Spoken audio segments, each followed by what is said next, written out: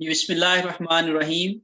Welcome students. Today we will have practice questions and discussion on variance analysis. इससे पहले lectures के अंदर हम लोगों ने दो तरह के वेरिएंसेस जो होते हैं जिसमें डायरेक्ट कॉस्ट वेरिएंसेस और इनडायरेक्ट कॉस्ट वेरिएंसेस के ऊपर डिस्कशंस की थी और एक जर्नल मॉडल को यूज करके हम लोगों ने इन तमाम वेरिएंसेस को कैलकुलेट करना सीखा था, जिसमें हम लोग डिफरेंट फार्मूलाज यूज करके हम लोग डायरेक्ट मटेरियल वेरिएंसेस और डायरेक्ट लेबर वेरिएंसेस की हमने कैलकुलेशन सीखी थी। फिर उसके बाद हम लोगों ने ओवरहेड वेरिएंसेस के हवाले से जिनको हम लोग इनडायरेक्ट कॉस्ट वेरिएंसेस भी कहते हैं, उसमें हम लोगों ने वेरिएबल ओवरहेड वेरिएंसेस और फिक्स्ड ओवरहेड वेरिएंसेस के ऊपर भी हमने कैलकुलेशन सीखी। तो इस तरीके से हम लोगों ने चारों किस्म के वेरिएंसेस के ऊपर हर एक के दो वेरिएंसेस कैलकुलेट करना सीखा था, जिसमें मटेरियल में मटेरियल प्राइस वेरिएंस और मटेरियल यूजेज वेरिएंस, और फिर उसके बाद लेबर में हम लोगों ने लेबर रेट वेरिएंस और लेबर एफिशिएंसी वेरिएंस। इसके अलावा वेरिएबल ओवरहेड के अंदर हम लोगों ने वेरिएबल ओवरहेड रेट वेरिएंस, जिसको हम लोग वेरिएबल ओवरहेड स्पेंडिंग वेरिएंस भी कहते हैं, और फिर वेरिएबल ओवरहेड एफिशिएंसी वेरिएंस, और फिर उसके बाद फिक्स्ड ओवरहेड के हवाले से हम लोगों ने फिक्स्ड ओवरहेड स्पेंडिंग वेरिएंस और फिक्स्ड ओवरहेड वॉल्यूम वेरिएंस जो है वो ये चार किस्म के जो हम लोगों ने डायरेक्ट के और चार किस्म के जो हम लोगों ने इनडायरेक्ट कॉस्ट के वेरिएंसेस जो है वो कैलकुलेट करना सीखे थे। आज हम लोग इन्हीं वेरिएंसेस को हम लोग रिवाइज भी करेंगे, इन्हीं को हम लोग जो है वो कैलकुलेट करेंगे। मैं नए क्वेश्चंस के साथ आप लोगों को ये तमाम प्रैक्टिस जो है वो दोबारा से करवाऊंगा, और प्लस हम लोग एक चीज इसके अंदर ऐड करेंगे कि इन वेरिएंसेस को हम लोग रिकॉर्ड कैसे करते हैं, हम इन वेरिएंसेस की जर्नल एंट्रीज किस तरीके से करते हैं। मैं आप लोगों के साथ जर्नल एंट्रीज के हवाले से इनकी लॉजिकल जो भी वीडियोस हो सकती हैं वो भी मैं आप लोगों के साथ मटेरियल शेयर कर दूंगा, और अगर आप लोगों ने देखना है तो ऑलरेडी जो मेरे यूट्यूब चैनल के ऊपर ऑलरेडी वो वाली वीडियोस शेयर हुई हैं, आप लोग उनको देख भी सकते हैं। मैं दोबारा से आप लोगों के साथ भी शेयर कर दूंगा। आज हम लोग जो है वो एक तो वेरिएंसेस को रिकॉर्ड करने की दोबारा से प्रैक्टिस भी करेंगे, और फिर हम लोग उनकी जर्नल एंट्रीज को भी करना सीखेंगे कि वो जर्नल एंट्रीज जो है वो हम लोग किस तरीके से करते हैं। तो इसके लिए मैंने दो क्वेश्चन जो हैं वो आप लोगों के साथ सिलेक्ट किए हैं। एक तो मैंने managerial accounting by Garrison Noreen के जो 15th एडिशन है उसमें से मैंने एक क्वेश्चन को सिलेक्ट किया है, वो मैं आप लोगों के सामने यहाँ पे सोल्यूशन करूंगा उसका। और दूसरा जो है वो मैंने कॉस्ट अकाउंटिंग का managerial emphasis by Charles T Horngren की बुक में से एक क्वेश्चन को सिलेक्ट किया है, वो भी मैं आप लोगों के सामने हल करके उसकी जो एंट्रीज होंगी वो भी मैं आप लोगों को करना सिखाऊंगा। तो आज हम लोगों ने बेसिकली जो नई चीज सीखनी है वो ये है कि हम लोग जो स्टैंडर्ड कॉस्टिंग के तहत बुक कीपिंग करने के लिए जो जर्नल एंट्रीज करते हैं वो हम लोग किस तरीके से करते हैं, वो मैं आप लोगों को इंशाल्लाह सिखाने की कोशिश करूंगा। तो आप मेरे साथ रहिएगा। तो मैं आपके साथ पहले क्वेश्चन शेयर करता हूं, फिर उसके बाद जो है वो हम लोग इसके ऊपर जो है वो सॉल्यूशन इसका करने की कोशिश करेंगे। तो फिर here is a problem 10B4, this is chapter number 10 appendix B of managerial accounting by Garrison Noreen, और उसकी प्रॉब्लम नंबर 4 है। ये हम लोग जो है वो आज इसको हल करने की कोशिश करते हैं कि ये किस तरीके से हम लोग जो है इसको सॉल्व करेंगे। Maple Products Limited manufacturers are super strong hockey stick. ये हॉकी स्टिक बनाते हैं वो। The standard cost of one hockey stick is, जो स्टैंडर्ड कॉस्ट उन्होंने दी हुई है डायरेक्ट मटेरियल, ये यहाँ पे उन्होंने कुछ मिसिंग फिगर्स दी हुई हैं। तो ये समझ लें कि ये जो क्वेश्चन है आपको एक तो इसमें जो मिसिंग डाटा है इसका ये भी कैलकुलेट करना जो है वो रिवाइज कराऊंगा मैं, कि जिसमें हम लोग जो है वो जो मिसिंग फिगर्स होती थी डिफरेंट फार्मूलाज को यूज करके वो हम कैसे करते थे, ये भी मैं आप लोगों को थोड़ा सा गाइड करूंगा। और प्लस इसके अलावा जो है वो हम लोग इनके वेरिएंसेस की कैलकुलेशन, और फिर उसके बाद जो है वो इन वेरिएंसेस को जर्नल एंट्रीज जो करते हैं हम लोग वो कैसे करते हैं, ये तमाम चीजें जो है वो हम यहाँ पे जो है वो सीखने की कोशिश करेंगे। यहाँ पे उन्होंने बताया जी कि एक स्टैंडर्ड क्वांटिटी हमें नहीं गिवन है, लेकिन हमें स्टैंडर्ड प्राइस और रेट दिया गया है कि एक जो यूनिट के ऊपर जो है वो ये एक पर फीट रेट क्या है, और स्टैंडर्ड कॉस्ट भी इसी तरीके से नहीं गिवन है, और ऐसे ही डायरेक्ट लेबर है, और फिर इसके ये स्टैंडर्ड कॉस्ट कार्ड का चूंकि हमें डाटा नहीं गिवन है इसलिए हम लोग इसको पहले कंप्लीट करेंगे। Last year 8,000 hockey sticks were produced and sold. पिछले साल जो है वो 8,000 जो उन्होंने यूनिट्स बनाए हैं, तो ये एक्चुअल आउटपुट है। और उस एक्चुअल आउटपुट के लिए जो सिलेक्टेड डाटा है उन्होंने हमें प्रोवाइड किया है, वो अकाउंट्स पेएबल जो है वो उन्होंने दिए हैं। डायरेक्ट मटेरियल परचेज्ड 60,000 उन्होंने डायरेक्ट मटेरियल परचेज किया है, और वो परचेज किया है $1,74,000 में। वेजेस पेएबल आवर्स का हमें मालूम नहीं है, लेकिन उन्होंने वेजेस जो पे किए हैं वो हैं 79,200 के। ये बेसिकली उनकी एक्चुअल पेमेंट फॉर वेजेस हैं। ये पे रोल की एक्चुअल पे रोल है। Work in process direct materials, ये जो डायरेक्ट मटेरियल्स को उन्होंने चार्ज टू प्रोडक्शन किया है, जो प्रोडक्शन को इशू किया है मटेरियल, वो मटेरियल यूज्ड जिसको आप कह सकते हो, ये उन्होंने स्टैंडर्ड कॉस्ट के ऊपर जब 1,15,200 किया है। क्योंकि जब हम लोग कॉस्ट चार्ज टू प्रोडक्शन करते हैं और स्टैंडर्ड कॉस्टिंग की जो है वो हम लोग बुक कीपिंग की टेक्निक यूज करते हैं, तो उसमें हम लोग जो कॉस्ट चार्ज टू प्रोडक्शन करते हैं वो स्टैंडर्ड कॉस्ट के ऊपर करते हैं। ये मैं आपको डिटेल में समझाऊंगा अभी यहाँ पे। लेबर रेट वेरिएंस दे दिया जी उन्होंने 3,300, और लेबर ओवरहेड एफिशिएंसी वेरिएंस दे दिया है उन्होंने, वेरिएबल ओवरहेड एफिशिएंसी वेरिएंस दे दिया 650। ये डेबिट भी है और क्रेडिट भी है। जो क्रेडिट होता है वो फेवरेबल होता है, और जो डेबिट होता है वो अनफेवरेबल वेरिएंस होता है। तो ये भी मैं आप लोगों को डिटेल में समझाने की कोशिश करूंगा। तो relate to actual direct labour cost for the year, ये उन्होंने बता दिया है कि ये एक्चुअल डायरेक्ट लेबर कॉस्ट है जो स्टैरिक लगाई हुई है, ये एक्चुअल पे रोल है। Following information available for the last year operations, no materials were on hand at the start, शुरू में कोई मटेरियल नहीं था, जीरो ओपनिंग इन्वेंटरी थी। some material purchased were on hand, still on hand in the warehouse at the end of the year। इसका मतलब है कि उन्होंने जितना मटेरियल परचेज किया है वो सारे का सारा इस्तेमाल नहीं हुआ है। उन्होंने 60,000 परचेज किया है फीट मटेरियल, लेकिन वो सारे का सारा इस्तेमाल नहीं हुआ, इस यूज्ड कम है। वो हम देखेंगे, कैलकुलेट करेंगे कितना यूज्ड है। Variable manufacturing overhead rate is based on direct labour hours. Variable overhead rate जो है वो डायरेक्ट लेबर आवर पे बेस कर रहा है। Total actual variable manufacturing overhead cost for the year was 19,800, और एक्चुअल वेरिएबल कॉस्ट जो है वो 19,800 की हमें गिवन है। और actual direct material usage for the last year exceeded the standard by 0.2 feet per stick. और यहाँ पे उन्होंने बता दिया है कि एक्चुअल डायरेक्ट मटेरियल जो यूज किया है वो हमने एक्चुअल मटेरियल जो है वो स्टैंडर्ड से 0.2 feet per stick per unit हमने इतना ज्यादा इस्तेमाल किया है। जो भी हमारा एक्चुअल इस्तेमाल हुआ है वो बेसिकली क्या है कि जो स्टैंडर्ड से 0.2 ज्यादा इस्तेमाल किया है। मीन जो हमारा अगर जो स्टैंडर्ड मटेरियल था 2 फीट पर स्टिक था, तो हम लोगों ने एक्चुअली 2.2 फीट पर स्टिक इस्तेमाल किया है। मीन एक यूनिट के ऊपर 0.2 फीट पर स्टिक जो है वो पर यूनिट जो है वो हमने ज्यादा इस्तेमाल किया है। अब मटेरियल्स के लिए हमने प्राइस और क्वांटिटी वेरिएंस निकालने हैं। तो अब हम सबसे पहले ये देखते हैं जी कि इनकी हम सॉल्यूशन करते हैं। ये है हमारे पास प्रॉब्लम है, ये हमारे पास जी 10B4 प्रॉब्लम है, और इसका रिक्वायरमेंट नंबर 1 है जिसमें हम लोग जो है वो direct materials price variance, direct material price variance बराबर होता है डायरेक्ट मटेरियल प्राइस वेरिएंस और डायरेक्ट मटेरियल यूजेज वेरिएंस हमने निकालना है।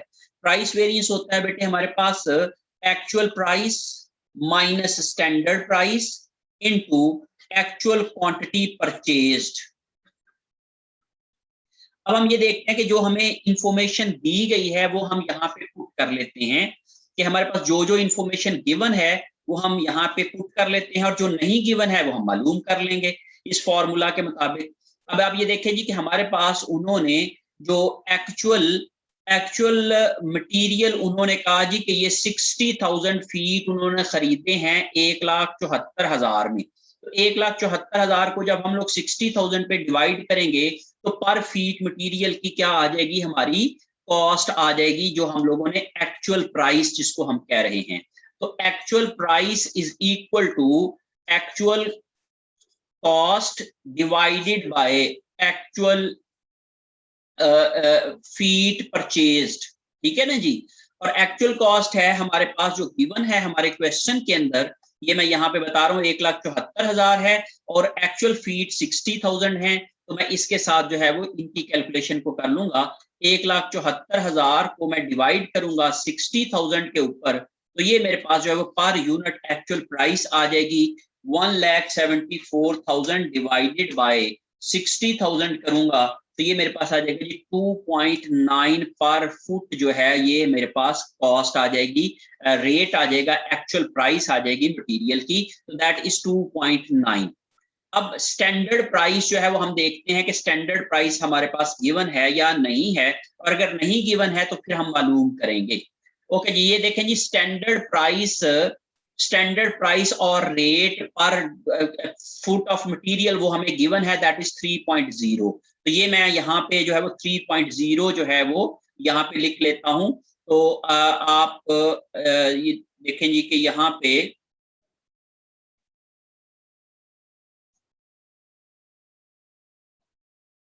3.0 ये है गिवन, और एक्चुअल क्वांटिटी परचेज जो अभी हमने यहाँ पे लिखी है दैट इज 60,000, तो मैं यहाँ पे 60,000 लिख दूंगा।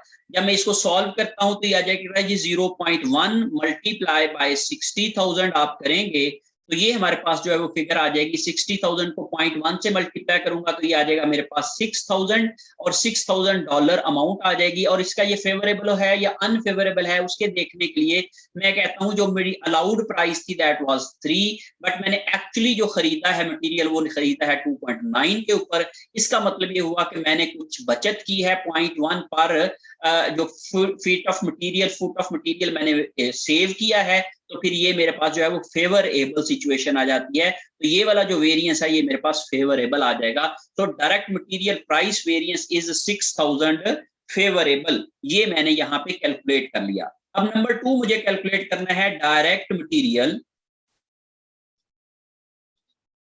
Usage variance. जब मैं डायरेक्ट मटेरियल यूजेज वेरिएंस के फॉर्मूला लिखता हूं तो ये है जी एक्चुअल क्वांटिटी यूज्ड, वहां पे एक्चुअल क्वांटिटी परचेज्ड लिखनी है, यहाँ पे actual quantity used minus standard quantity allowed for actual output. Actual output के लिए जो स्टैंडर्ड क्वांटिटी है वो मैं यहाँ पे लिखूंगा और मल्टीप्लाई बाय स्टैंडर्ड प्राइस पर फिट लिख दूंगा। अब देखें ये एक्चुअल क्वांटिटी यूज्ड, ये मुझे अब मालूम नहीं है कि एक्चुअल क्वांटिटी जो मैंने इस्तेमाल की है मटेरियल्स की, ये मुझे अगर मालूम है तो मैं यहाँ पे लिखूंगा कि actual quantity of material used. ये देखें उसने ये बताया है सिर्फ कि यहाँ पे कि उसने actual direct material usage for last year exceeded the standard by 0.2 feet per stick. Per stick जो है वो क्या हुई है 0.2 पर स्टिक जो है पर 0.2 फीट पर स्टिक जो है वो एक्सीड की है। अब ये देखें जी कि हमारे पास जो स्टैंडर्ड पर फीट जो थी वो कितनी है, उससे हम लोग 0.2 एक्सीड कर देंगे, लेकिन जो हमने स्टैंडर्ड है वो भी हमें मालूम नहीं है कि पर फीट स्टैंडर्ड क्वांटिटी कितनी है। तो इसलिए पहले हम लोग स्टैंडर्ड क्वांटिटी पर फीट निकालेंगे, फिर उसमें 0.2 ऐड कर देंगे तो हमारे पास जो है वो एक्चुअल क्वांटिटी पर फीट आ जाएगी। तो ये बेसिकली मालूम करने के लिए हम लोग ये देखते हैं कि ये पहले हम स्टैंडर्ड क्वांटिटी पर फीट की इंफॉर्मेशन को क्या करते हैं कैलकुलेट कर लेते हैं, जो क्वेश्चन मार्क यहाँ पे लगा हुआ है। ओके जी, अब इसके लिए हम वर्किंग कर लेते हैं। तो यहाँ पे मैं नीचे वर्किंग शो कर रहा हूं। यहाँ पे हम वर्किंग में लिखेंगे सबसे पहले हमने कैलकुलेट करना है स्टैंडर्ड क्वांटिटी पर स्टिक या पर यूनिट आप इसको कह लें। Standard quantity per unit of output जो है पर यूनिट, ये आपने कैलकुलेट करनी है। स्टैंडर्ड क्वांटिटी पर यूनिट आपने कैलकुलेट करनी है। अब इसको कैलकुलेट करने के लिए हमें क्या चाहिए कि हमें ये देखना है कि हमने स्टैंडर्ड मटेरियल यूज कितना किया है। तो ये मालूम करने के लिए हम लिखेंगे standard cost of material used, materials issued to production, यही बेसिकली यूज्ड मटेरियल होता है। Standard cost of materials issued to production divided by per unit cost of materials. Per unit cost of material से जब हम लोग divide करेंगे तो ये हमारे पास निकल आएगा। देखिए जी, हमारे पास जो standard quantity issued to production है वो क्या है, वो है बेसिकली वर्क इन प्रोसेस में जो डायरेक्ट मटेरियल हमने इशू किए हैं वो standard quantity issued to production है। क्योंकि हम वर्क इन प्रोसेस को हमेशा मटेरियल स्टैंडर्ड के ऊपर चार्ज करते हैं स्टैंडर्ड कॉस्टिंग की जब हम लोग अप्लाई करते हैं। तो स्टैंडर्ड कॉस्टिंग के ऊपर जब हम अकाउंटिंग करते हैं तो वर्क इन प्रोसेस के अंदर हम लोग स्टैंडर्ड कॉस्ट को क्या करते हैं, इशू करते हैं मटेरियल को। तो ये 1,15,000 जो है वो हमारे पास ये स्टैंडर्ड कॉस्ट ऑफ मटेरियल आ जाता है। इसको मैं यहाँ पे यूज करूंगा, दैट इज 1,15,200 की ये वाली कॉस्ट थी। और पर यूनिट कॉस्ट ऑफ मटेरियल जो है वो दिया हुआ है यहाँ पे पर यूनिट। आप ये देखेंगे कि हमें 3 पर फीट जो है वो हमें मटेरियल दिया गया है। तो हम लोग जब टोटल कॉस्ट को 3 के ऊपर डिवाइड करेंगे तो ये हमारे पास जो है वो नंबर ऑफ फीट्स आ जाएंगे कि हमने कितने फुट मटेरियल यूज किया है। तो ये 3.0 से मैं डिवाइड करूंगा तो ये 15,200 को जब 3 पे डिवाइड किया तो ये आ गया हमारे पास 38,400 फीट जो है ये मटेरियल हमने यूज किया है। That is material used, feet material used, जो एक्चुअल मटेरियल यूज किया है वो हमारे पास आ गया 38,400।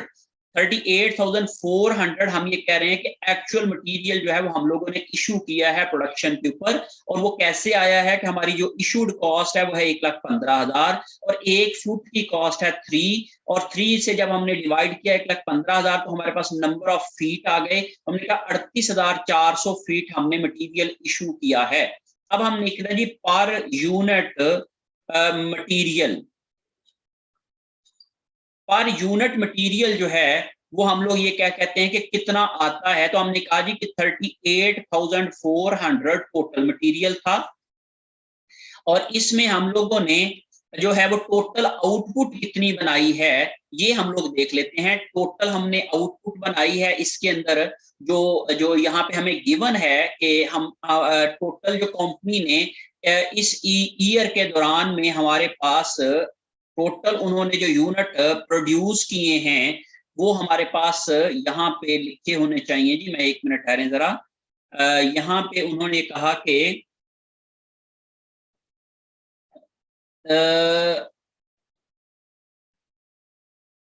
ये 8,000 हॉकी स्टिक्स 8,000 आउटपुट उन्होंने बनाई है। तो पर यूनिट उनका कितना मटेरियल एक्चुअल इस्तेमाल हुआ है ये हम यहाँ से कैलकुलेट कर सकते हैं। तो बेसिकली क्या है, पर यूनिट मटेरियल्स बराबर होगा, मैं इसको अगर सॉल्व करने के लिए आपको फॉर्मूला लिख के देता हूं तो मैं लिखूंगा यहाँ पे टोटल मटेरियल यूज्ड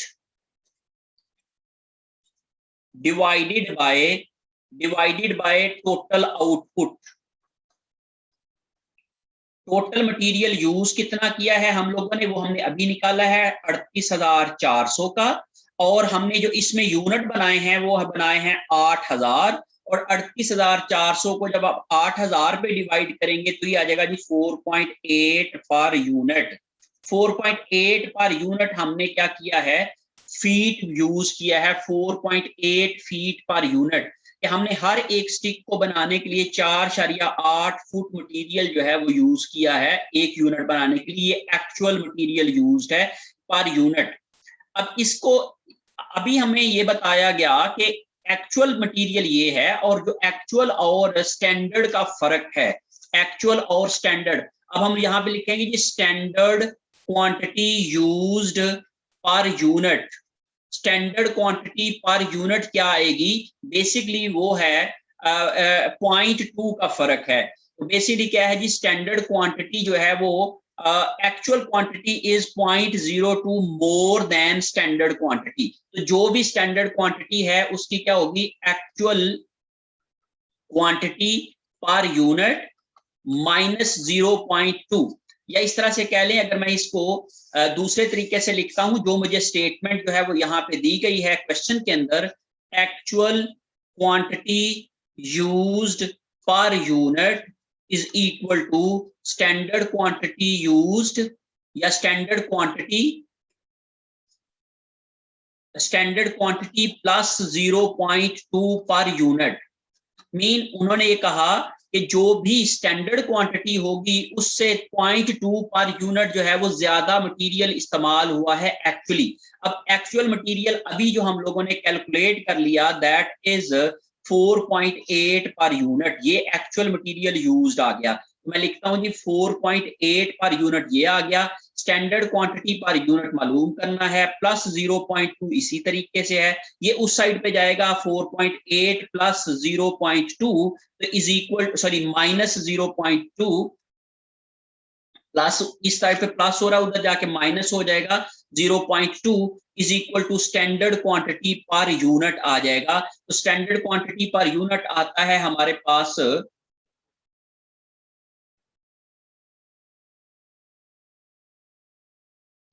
एक सेकंड जी, एक सेकंड, मैं यहाँ पे ये देखता हूं पर यूनिट मटेरियल, ये क्या है जी, standard quantity of material used to standard cost of material used, और ये आ जाएगा जी 1,15,200 और डिवाइडेड बाय 3 आ गया पर यूनिट कॉस्ट ऑफ मटेरियल। तो ये 38,400 फीट जो है वो, अच्छा सॉरी बेटे, यहाँ पे थोड़ी सी करेक्शन कर लें कि ये वाला जो है ना, ये 38,400 ये है standard quantity allowed for actual output, standard quantity allowed for actual output. या इसको मैं करने के लिए आपको एक मिनट ठहरे जी, मैं दोबारा से ये सारी कैलकुलेशन समझाने के लिए आपको, हम standard quantity allowed for actual output बराबर होती है एक्चुअल आउटपुट, ये हम फॉर्मूला शुरू से पढ़ रहे हैं, multiply by standard quantity per unit. Okay, अब standard quantity allowed per unit, standard quantity allowed will be equal to standard cost of materials issued divided by standard rate per foot, standard rate per foot। Standard cost है 1,15,200 की जो हमने issue किया, divided by 3.0। जब मैंने इसको किया तो ये मेरे पास यही वाला जवाब आ गया 38,400 का। ये 38,400 की ये वाली कॉस्ट आ गई, इसका मतलब है ये स्टैंडर्ड क्वांटिटी अलाउड आ गई। अब स्टैंडर्ड क्वांटिटी अलाउड आ गई 38,400, बराबर आ जाएगा एक्चुअल आउटपुट। एक्चुअल आउटपुट हमें दिया गया है 8,000 hockeys, multiply by standard quantity per unit इससे निकल आएगी। तो इसको जब मैं इधर मल्टीप्लाई हो रहा है उस साइड पे जाके डिवाइड करूंगा तो ये आ जाएगा जी standard quantity per unit is equal to 38,400 divided by 8,000 करूंगा तो ये मेरे पास जवाब आ जाएगा जी 4.8 फीट पर यूनिट। एक यूनिट बनाने में मेरे पास जो स्टैंडर्ड मटेरियल लग रहा है दैट इज 4.8 फीट। मीन जो मेरे पास यहाँ पे क्वेश्चन के अंदर जो क्वेश्चन मार्क था, ये मेरे पास जो डाटा के अंदर यहाँ पे जो मेरा स्टैंडर्ड कॉस्ट कार्ड में स्टैंडर्ड क्वांटिटी ऑफ मटेरियल जो है वो है क्वेश्चन मार्क फीट में, तो ये 4.8 मेरे पास जो है वो इसका जवाब आ गया। तो मैंने यहाँ पे क्या कर लिया, ये 4.8 लिख लिया। अब ये जो 4.8 है ये एक्चुअल मटेरियल यूज्ड क्या है, स्टैंडर्ड क्वांटिटी प्लस 0.2। अब स्टैंडर्ड क्वांटिटी, अब एक्चुअली मैंने निकालना है, मुझे स्टैंडर्ड मालूम हो गया है और उससे मैंने एक्चुअल क्वांटिटी पर यूनिट जो है वो मैंने निकालना है, या जिसको आप लोग एक्चुअल क्वांटिटी कह रहे हैं। तो स्टैंडर्ड क्वांटिटी प्लस 0.2 मैं करूंगा तो ये मेरे पास आ जाएगा स्टैंडर्ड क्वांटिटी अभी मैंने निकाला है 4.8 प्लस 0.2 करूंगा तो ये आ जाएगा जी 5.0 पर यूनिट जो है वो मेरे पास standard quantity sorry actual quantity per unit आ जाएगा 5 फीट पर यूनिट जो है वो एक्चुअल क्वांटिटी आ जाएगा। तो बेसिकली ये आप समझने के लिए वर्किंग्स हैं इस क्वेश्चन की। वर्किंग्स करने के लिए मुझे सबसे पहले एक्चुअल क्वांटिटी यूज निकालना है, और एक्चुअल क्वांटिटी यूज निकालने के लिए मुझे पहले स्टैंडर्ड क्वांटिटी निकालना पड़ेगा, क्योंकि मेरे पास जो इंफॉर्मेशन दी गई है वो बेस कर रही है एक्चुअल क्वांटिटी यूज्ड की स्टैंडर्ड क्वांटिटी के ऊपर। और स्टैंडर्ड क्वांटिटी के लिए मैं standard quantity allowed for actual output बराबर होती है actual output multiply by standard quantity per unit. और मैंने एक्चुअल आउटपुट कहा 8000 है, और स्टैंडर्ड क्वांटिटी पर यूनिट मुझे निकालना है, और standard quantity allowed for actual output मैं निकालूंगा standard cost for material used divided by standard rate पर फीट। और यहाँ पे मैंने कहा जी 1,15,200 उसकी टोटल कॉस्ट थी, उसकी कॉस्ट थी 3.0। तो इससे मैंने जब डिवाइड किया तो ये मैंने कहा जी कि मैंने स्टैंडर्ड जो भी एक्चुअल आउटपुट थी उसके ऊपर मेरे जो स्टैंडर्ड यूनिट्स अलाउड थे फीट वो 38,400 आ गए। 38,400 को जब मैंने 8,000 पे डिवाइड किया तो ये मेरे पास पर यूनिट स्टैंडर्ड मटेरियल आ गया 4.8 फीट पर यूनिट। और इससे चूंकि मेरा एक्चुअल मटेरियल 0.2 ज्यादा बनता है, इसलिए ये एक्चुअल मटेरियल यूज आ गया 5.0। तो इस लिहाज से ये वाली जो कैलकुलेशन है, ये जो यहाँ पे मैंने की है, मैं इसको जो है वो यहाँ से अरेज कर देता हूँ। ये मैंने दोबारा से अगले वाले पेज पे कर दी है, जो मैं आपको दिखा देता हूँ अभी से।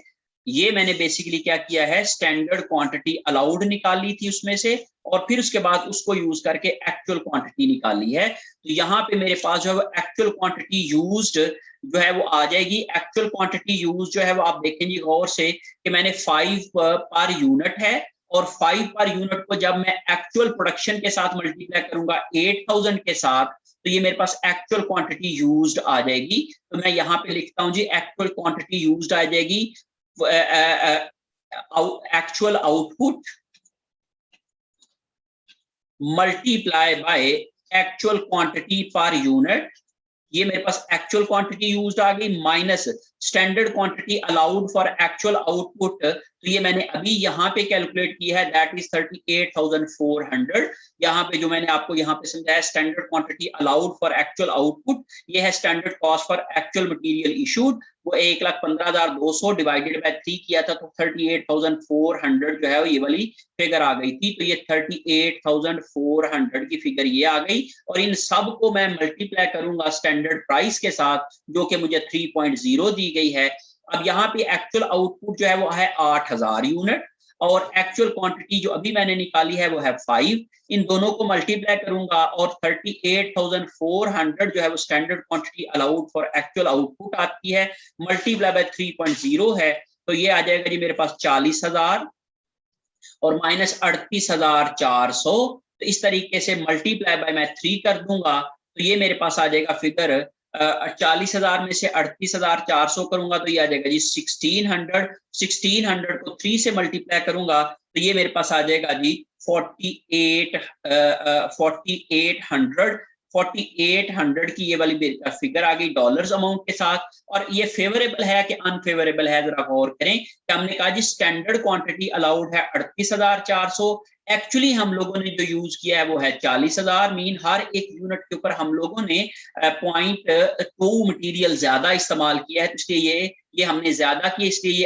अनफेवरेबल सिचुएशन है। इसलिए ये हमारी कॉस्ट है चूंकि ज्यादा लगी है, तो इसलिए ये अनफेवरेबल है। तो आप यहाँ पे समझ लें कि हमने यहाँ पे एक्चुअल मटेरियल यूज्ड नहीं था, वो हम लोगों ने निकाला है। और कैसे निकाला है, standard quantity use for actual output को लेके।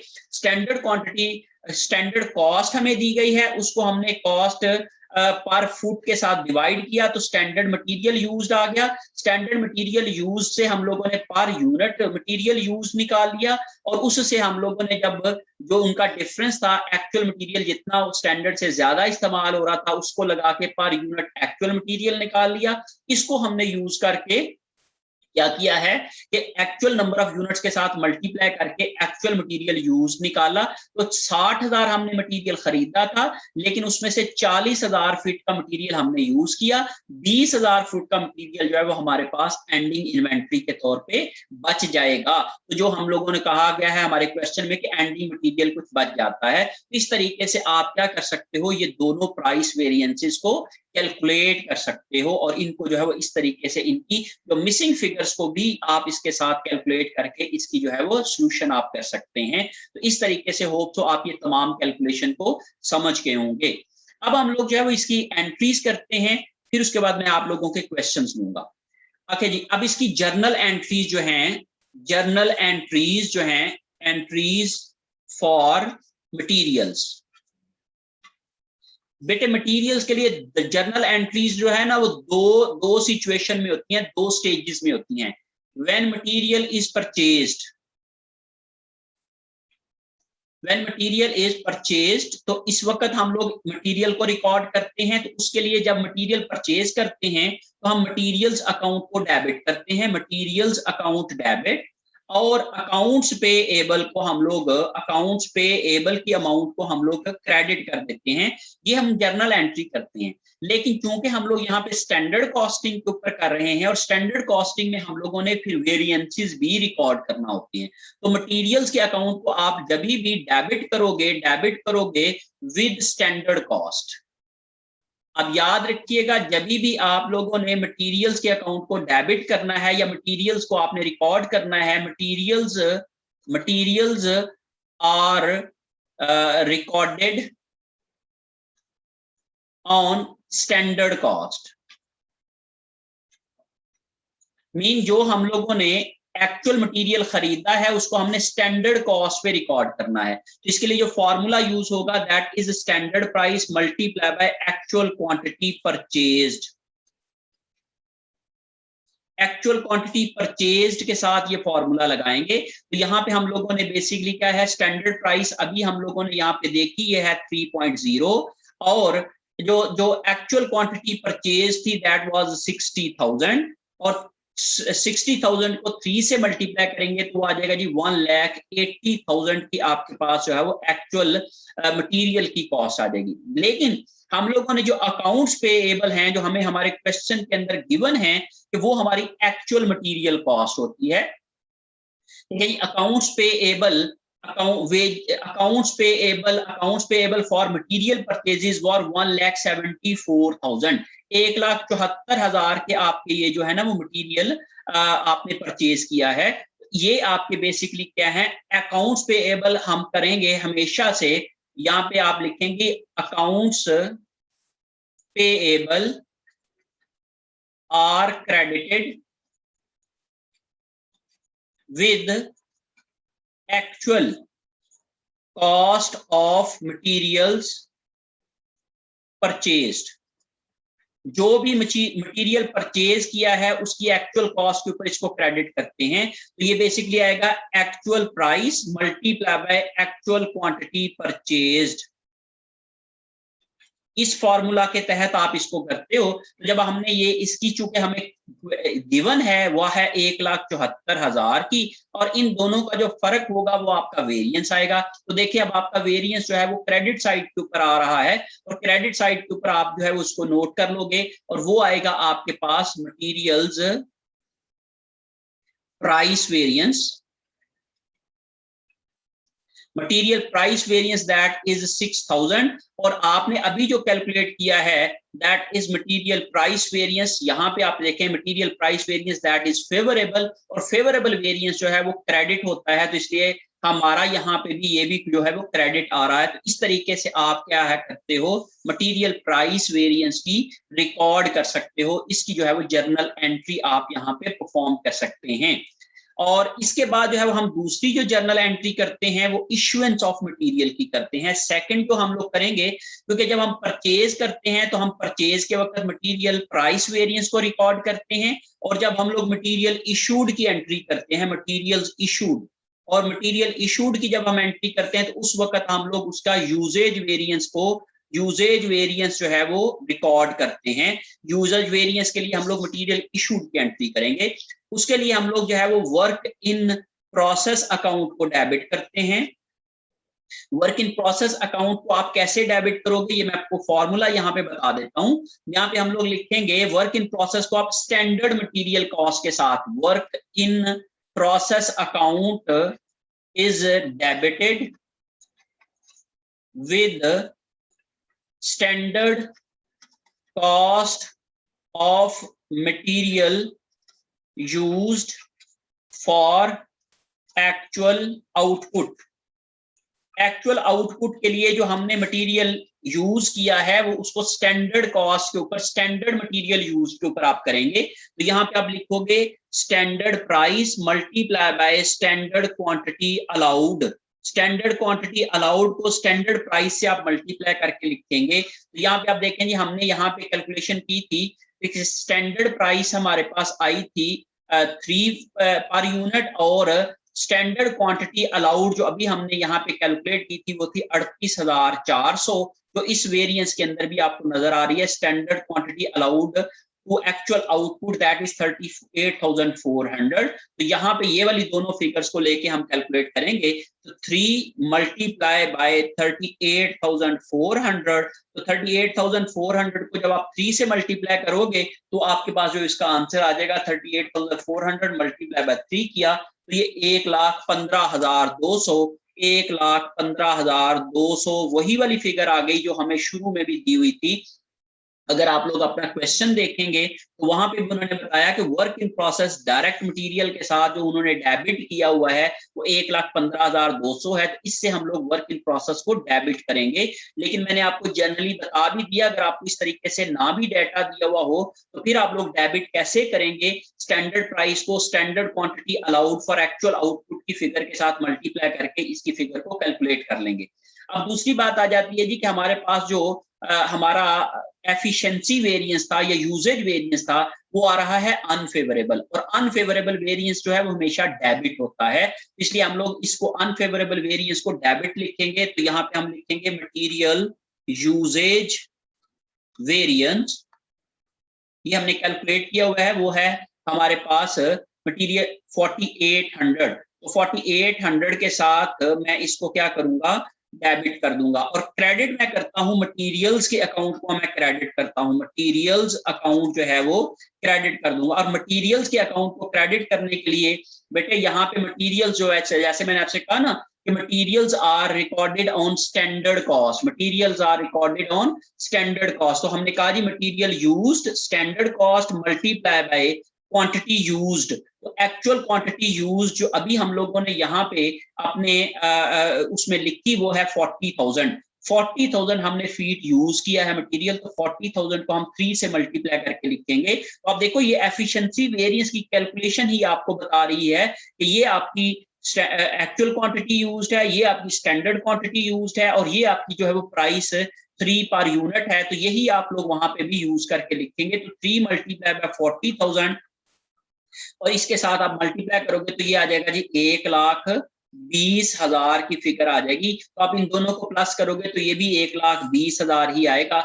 इस तरीके से आप मटेरियल इश्यूएंस के वक्त जो है वो मटेरियल यूजेज वेरिएंस को रिकॉर्ड करते हैं। और इसी तरीके से जो कि अनफेवरेबल आ रहा है इसलिए हम लोग इसको डेबिट करेंगे, और अगर ये फेवरेबल होता तो फिर हम इसको क्रेडिट कर देते। इस तरीके से आप लोग मटेरियल्स के लिए बेसिकली 2 एंट्रीज करते हैं। एक जो परचेज के वक्त आप एंट्री करते हैं तो तब आप लोग मटेरियल प्राइस वेरिएंस को रिकॉर्ड करते हैं, और अगर ये अनफेवरेबल होता तो फिर हम इसको डेबिट करते। क्योंकि यहाँ पे ये फेवरेबल है इसलिए हम लोगों ने इसको क्रेडिट किया है। और इनकी दोनों अमाउंट्स को मैंने आपको बताया है कि वो कौन कौन सी आपने लिखनी है। जब आप लिखोगे तो ऑटोमेटिकली आपका वेरिएंस भी इसी तरीके से डेबिट या क्रेडिट जहां पे भी आएगा वो आप लोग वहां पे लिख सकते हैं। होप सो आप इस एंट्रीज को जो है वो समझ गए होंगे। जब आप इसकी प्रैक्टिस करेंगे तो आपको मजीद इसके अंदर जो है वो क्लैरिटी आ जाएगी, और आप इसकी प्रैक्टिस करें ताकि आप लोगों को ये तमाम चीजें जो है वो अच्छे तरीके से हल करना और उसको रिकॉर्ड करना आ जाए। Now let's move to the second requirement of the question. हम लोग सेकंड रिक्वायरमेंट की तरफ बढ़ते हैं। यहाँ पे उन्होंने बताया कि फॉर डायरेक्ट लेबर जो है usage rate variance given above, calculate the standard hourly wage rate and compute the efficiency variance for last year. यहाँ पे उन्होंने usage variance sorry rate variance तो हमें गिवन है, उसी को ही यूज करके हम क्या करेंगे, standard hourly wage rate calculate करेंगे और फिर उसके बाद जो है वो एफिशिएंसी वेरिएंस भी कैलकुलेट करेंगे। इन्हीं चीजों को कैलकुलेट करने के लिए हम लोग जो है वो इन्हीं के फॉर्मूलाज यूज करेंगे और फिर उन फॉर्मूलाज में जो भी मिसिंग इंफॉर्मेशन होगी वो हम लोग यहाँ पे लिखते जाएंगे। तो ये रिक्वायरमेंट नंबर 2 पे चलते हैं हम लोग। उसमें हमें सबसे पहले जो है वो direct labour rate variance is equal to actual rate minus standard rate into actual hours worked। ये हमें जो है वो ये हमारा फॉर्मूला है। अब हम ये देखते हैं जी हमें जो जो इंफॉर्मेशन गिवन है वो हम इस फॉर्मूला में पुट करते जाते हैं। तो एक्चुअल रेट हम देख लेते हैं जी कि क्या हमें एक्चुअल रेट कहीं पे गिवन है, तो वो हम लोग यहाँ पे इसके अंदर जो है वो पुट कर देंगे। आप जी जरा गौर से देखें जी के वेजेस पेएबल हमें टोटल दे दिए गए हैं और ये वेजेस पेएबल होते हैं एक्चुअल वेजेस। एक्चुअल वेजेस क्या हैं, आवर्स मल्टीप्लाई बाय रेट। अब आवर्स भी नहीं दिए हुए लेकिन रेट भी हमें मालूम नहीं है, एक्चुअल रेट भी हमें मालूम नहीं है, तो इसलिए हम लोग जो है वो पहले तो एक्चुअल जो जो उसके ऊपर जो है वो वेरिएबल ओवरहेड्स, ओके। इसका मतलब ये हुआ कि हम इसकी ब्रैकेट को खोल लेते हैं और उसके मुताबिक इसको जो है वो करने की कोशिश करते हैं कि एक्चुअल वेरिएबल रेट क्या है और स्टैंडर्ड वेरिएबल रेट क्या है।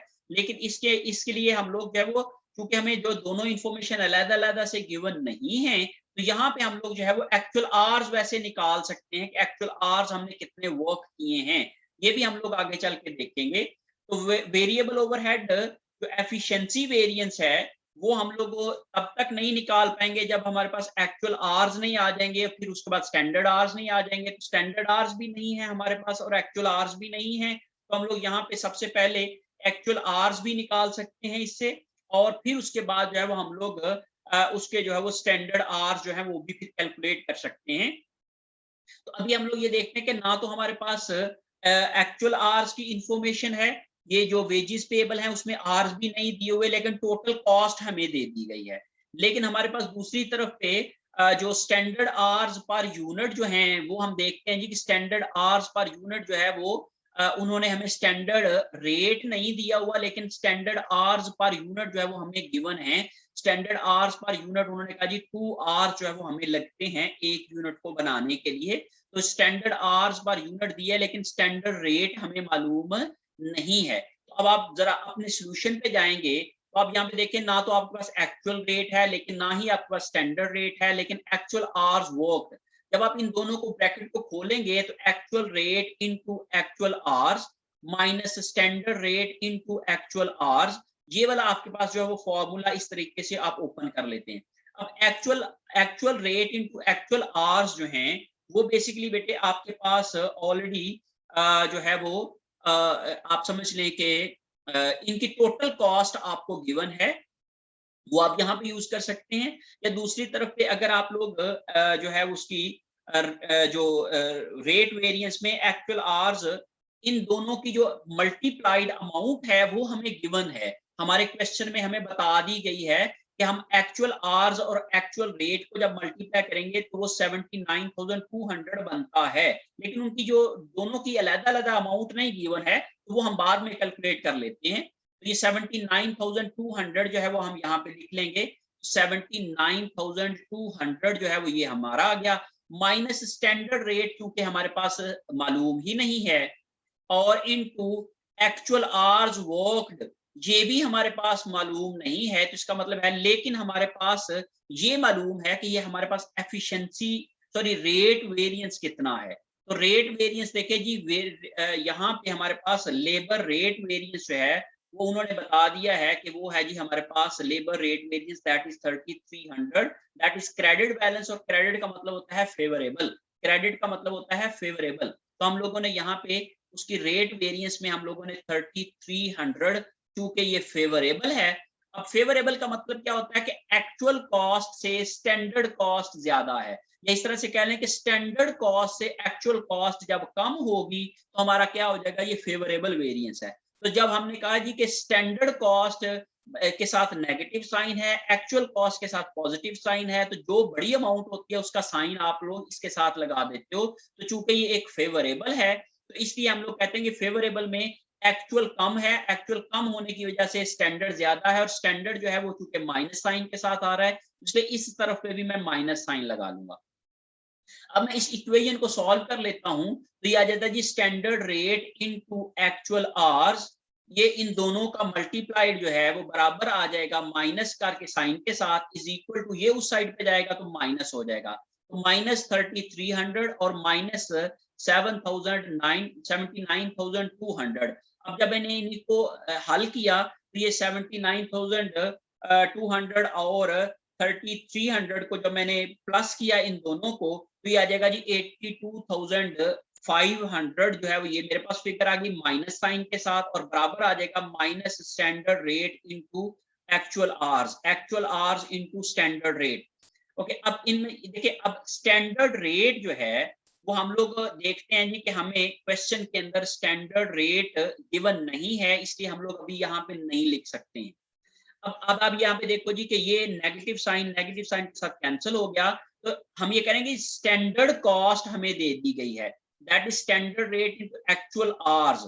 एक्चुअल आवर्स की बेसिस के ऊपर जो स्टैंडर्ड कॉस्ट है वो हमें दे दी गई है, standard cost of actual hours. ये बेसिकली क्या है, standard cost on actual hours. Standard cost on actual hours हमें दे दी गई है। अब ये हमारे पास आ गया। अब यहाँ पे हमारे पास जो एक्चुअल आवर्स हैं ये हम देखते हैं कि हमारे पास क्वेश्चन में एक्चुअल आवर्स जो वर्कड है ये हमें दिया गया है या नहीं दिया गया है। तो variable manufacturing overhead rate is on direct labour our, actual variable manufacturing overhead cost for the year was 19,800। देखिए जी बेटे, variable overhead manufacturing rate is on based on direct labor hours, और वेरिएबल ओवरहेड की cost उन्होंने दे दी है। इससे हम क्या निकाल सकते हैं, एक्चुअल आवर्स निकाल सकते हैं अगर हमारे पास वेरिएबल रेट मालूम होगा तो यहाँ पे ये देखें वेरिएबल ओवरहेड का रेट चूंकि हमें मालूम है 1.3 पर आवर, और उसकी जो टोटल कॉस्ट है वो हमें दे दी गई है दैट इज 19,800। इससे हम लोग एक्चुअल आवर्स को कैलकुलेट कर सकते हैं। तो मैं यहाँ पे एक्चुअल आवर्स की कैलकुलेशन करने के लिए फॉर एक्चुअल आवर्स को कैलकुलेट करने के लिए मैं क्या करूंगा जी, variable overhead cost is equal to actual hours multiply by जो है वो actual hours multiply by actual variable overhead rate.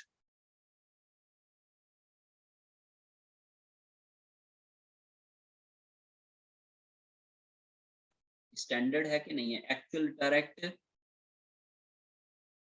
Total actual variable overhead cost for 19,800, और वेरिएबल रेट जो है वो हमें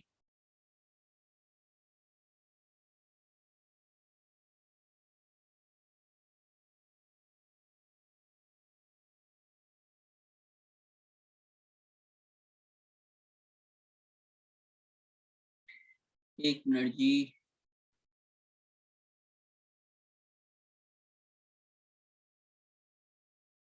वन पॉइंट थ्री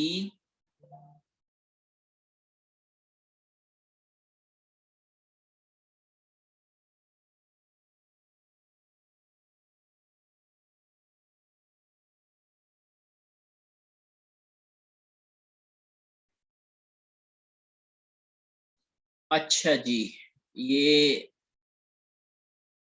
यहाँ पे हमें लेबर आवर्स नहीं मालूम है। चले हम लोग देखते हैं जी कैसे निकालेंगे। तो फॉर एक्चुअल आवर्स निकालने के लिए हमें जो है वो फॉर एक्चुअल आवर्स, अच्छा जी चले मैं आगे चलता हूँ जी। For calculating calculating actual hours worked, we will use variable overhead efficiency variance. Variable overhead efficiency variance. Variable overhead efficiency variance is equal to actual hours minus standard hours allowed multiply by standard rate. Standard variable rate यहाँ पे लेना है। अब आप देखें जी, हमारे पास जो डाटा गिवन है उसके मुताबिक देखें कि हमें एक वेरिएंस को यूज करके दूसरे वेरिएंस का जो है वो डाटा जो है वो कैलकुलेट करना पड़ेगा। तो यहाँ पे आप देखें जी कि स्टैंडर्ड रेट जो है वो हमें यहाँ पे गिवन है, दैट इज 1.3 पर आवर। तो मैं यहाँ पे स्टैंडर्ड रेट की जगह पे 1.3 पर आवर लिख लेता हूँ, 1.3 पर आवर। और एक्चुअल आवर्स चूंकि मुझे मालूम करना है, और स्टैंडर्ड आवर्स अलाउड जो हैं, वो स्टैंडर्ड आवर्स अलाउड निकालने के लिए मैं यहाँ पे देखता हूँ कि एक जो है वो आर के लिए किस तरीके से standard hours allowed per unit. एक सेकंड जी, हमारे पास जो डाटा गिवन है, हम ये कहते हैं जी एक यूनिट के ऊपर 2 घंटे लगते हैं, और टोटल हम लोगों ने 8000 आवर्स जो है वो 8000 यूनिट्स आउटपुट बनाई है। तो standard hours allowed for actual output आ जाएगा, standard hours allowed for actual output बराबर होगा actual output multiply by standard hour per unit. Actual output हमने कहा जी 8000 है, मल्टीप्लाई बाय 2, एक यूनिट के ऊपर 2 घंटे लगते हैं, जो मुझे यहाँ पे ये इंफॉर्मेशन गिवन है 2 आवर्स की। तो मैंने कहा जी कि स्टैंडर्ड आवर्स अलाउड हैं वो बनते हैं जी 16000 आवर्स। ये 16000 आवर्स हैं, यहाँ पे मैं 16000 यहाँ पे लिख दूंगा। और ये एफिशिएंसी वेरिएंस जो है वो ये मुझे गिवन है मेरे क्वेश्चन के अंदर, जो इंफॉर्मेशन दी गई है। तो इसमें देखें जी, ये 650 वेरिएबल ओवरहेड एफिशिएंसी वेरिएंस मुझे दे दिया गया है 650 का। तो इसको मैं यूज करूंगा, यहाँ पे 650 लिख दूंगा। अब चूंकि ये 650 मुझे दिया गया है, ये है डेबिट। डेबिट का मतलब होता है अनफेवरेबल, तो अनफेवरेबल की वजह से मैं साइन लगाऊंगा। अब अनफेवरेबल कब होगा? जब एक्चुअल आर ज्यादा होंगे तो अनफेवरेबल बनेगा, जिसका मतलब ये पॉजिटिव साइन ही इसके साथ आएगा, क्योंकि एक्चुअल आर के साथ पॉजिटिव साइन है। तो जब मेरा एक्चुअल आर ज्यादा है तो मेरा जवाब भी पॉजिटिव आएगा, इसलिए मैं इसको पॉजिटिव रखूंगा। ये इधर मल्टीप्लाई हो रहा है, उस साइड पे ले जाके इसको डिवाइड कर दूंगा। 650 डिवाइडेड बाय 1.3, ये बराबर आ जाएगा एक्चुअल आवर्स माइनस 16000। और इसी तरीके से यहाँ पे 650 को मैं जब 650 डिवाइडेड बाय 1.3 करूंगा तो ये मेरे पास आ जाएगा जी 500 is equal to actual hours minus 16000।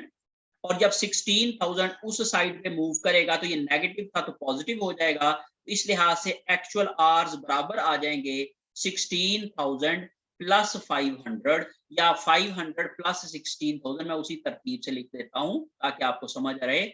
500 ये इधर है ऑलरेडी, प्लस इस साइड पे जाके 16000 प्लस हो जाएगा। तो इस लिहाज से हमारे पास 16500 के उसके जो है वो टोटल आर्स आ जाएंगे। ये हैं बेसिकली हमारे पास एक्चुअल आर्स। एक्चुअल आर्स हम लोगों ने यहां से निकाल लिए जब हम लोग एफिशिएंसी वेरिएंस को यूज करके एक्चुअल आर्स निकाल लेंगे। अब इस एक्चुअल आर्स को जब आप यहाँ पे पुट करोगे standard rate multiply by actual hours के अंदर, तो standard rate into actual hours है 6500, सॉरी 16500। एक्चुअल आवर्स हैं 16500, और 16500 के साथ मल्टीप्लाई बाय ये आ जाएगा कि 82500। जब ये इधर जाएगा तो डिवाइड हो जाएगा, तो स्टैंडर्ड रेट बराबर आ जाएगा 82500 डिवाइडेड बाय 16500। तो जब आप लोग इसको डिवाइड करोगे तो फिर आपके पास जो है वो ये आ जाएगा, standard rate is equal to 5.0 per our. Per hour आपका जो है वो 5.0 रेट आ जाएगा। जब आप लोग 82,500 को 16,500 से डिवाइड करेंगे तो इस लिहाज से आप क्या कर सकते हो, ये तमाम चीजों की कैलकुलेशन जो है वो इस तरीके से कर सकते हैं। मैं इसको दोबारा से रिपीट करने जा रहा हूं।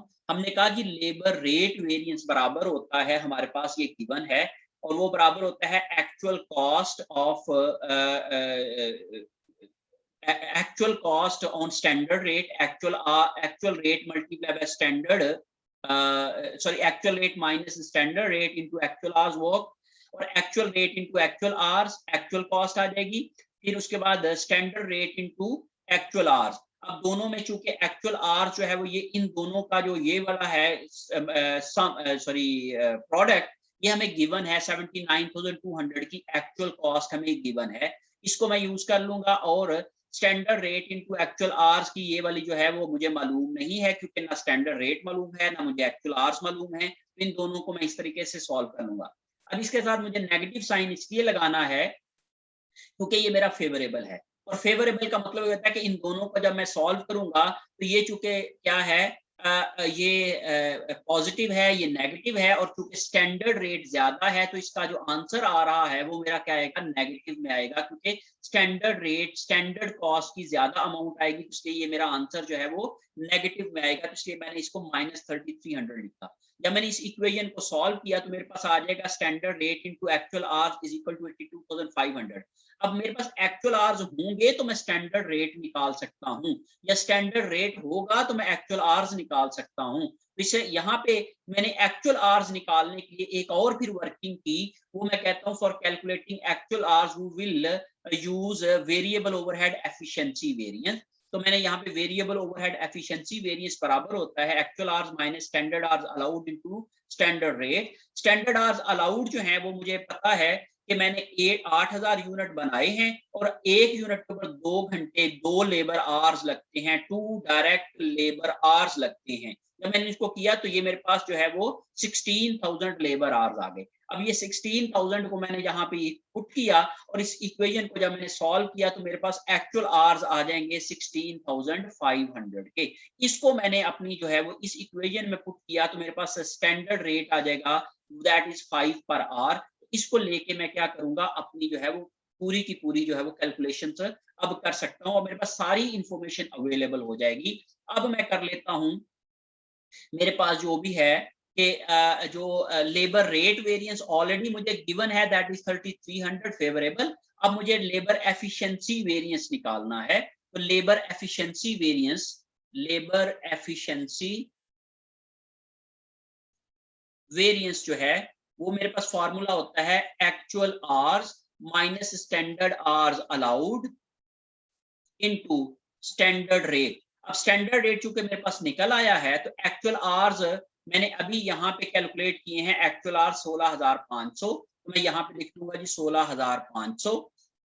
स्टैंडर्ड आवर्स अलाउड अभी मैंने यहाँ पे ये भी कैलकुलेट की है 16,000, मैं यहाँ पे लिख दूंगा 16,000, और इन दोनों का जो फर्क है इसको मल्टीप्लाई करूंगा स्टैंडर्ड रेट के साथ, और स्टैंडर्ड रेट अभी मैंने कैलकुलेट किया है, दैट इज जो मेरी वर्किंग थी दैट इज 5 पर आवर, तो मैं यहाँ पे मल्टीप्लाई बाय 5 कर दूंगा।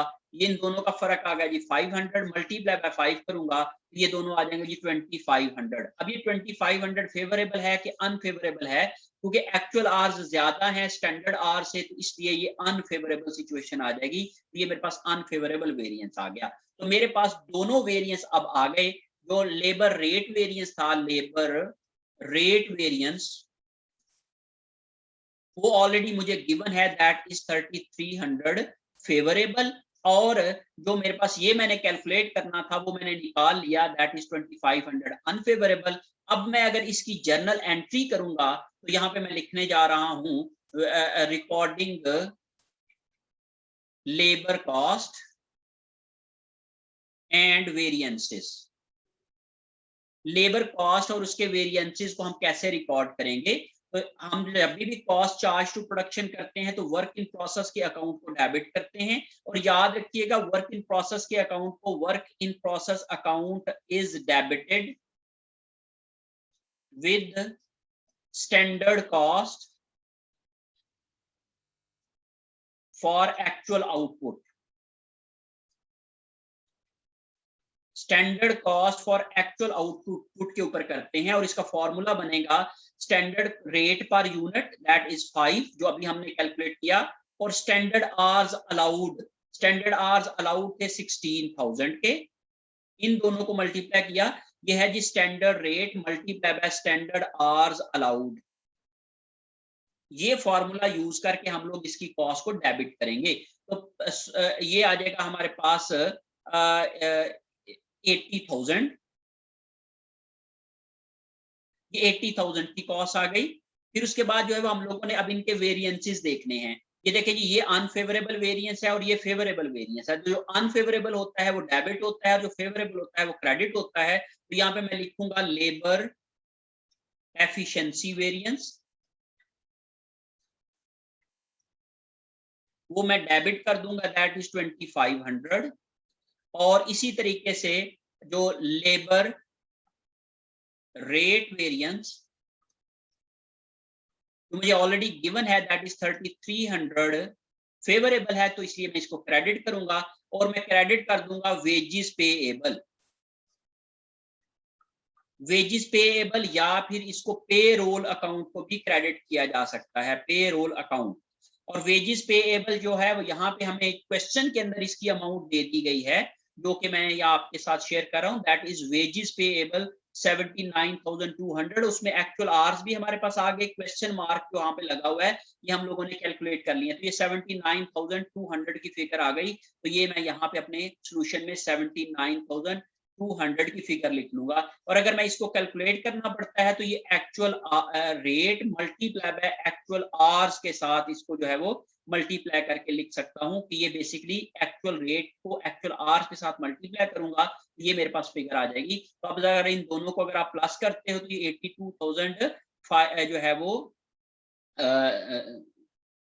82,500 आ जाएगा, ये भी 82,500 आ जाएगा। तो इस तरीके से आप लेबर के वेरिएंसेस को क्या कर सकते हो, रिकॉर्ड कर सकते हो, इसको जो है आप कैलकुलेट कर सकते हो और फिर उसके बाद इसकी जो है वो आप जर्नल एंट्री कर सकते हो। इस तरीके से आप मटेरियल के वेरिएंसेस को भी रिकॉर्ड कर सकते हैं और लेबर के वेरिएंसेस को भी आप रिकॉर्ड कर सकते हैं। तो होप सो आप लोग जो है वो इसकी कैलकुलेशन को और इसकी जो भी एंट्रीज होती हैं इनको आप लोग जो है वो समझ के होंगे, और आप जब इसकी प्रैक्टिस करेंगे तो ऑफ कोर्स आप इसको जो है वो मजीद इसमें क्लैरिटी आपको आ जाएगी।